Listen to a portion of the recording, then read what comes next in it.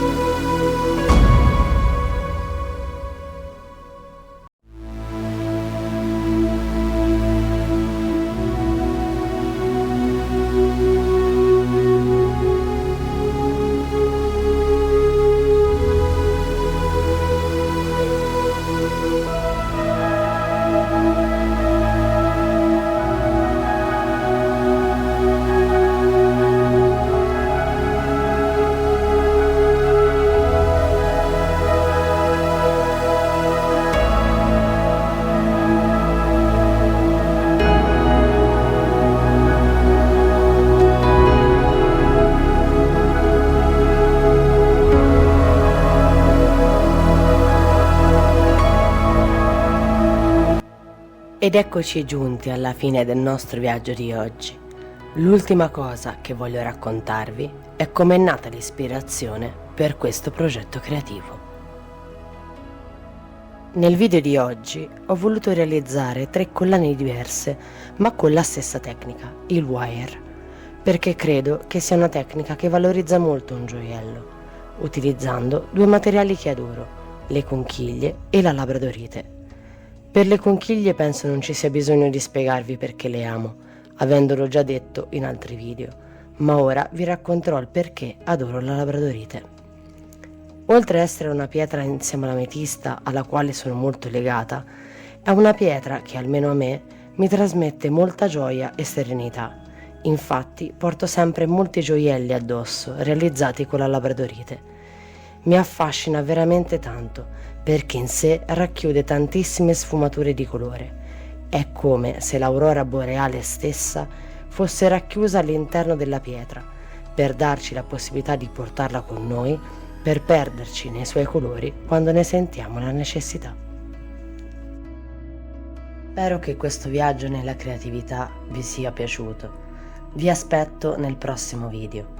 E se volete continuare a viaggiare insieme a me in questo fantastico mondo, non perdetevi gli altri video e iscrivetevi al canale se non lo avete ancora fatto.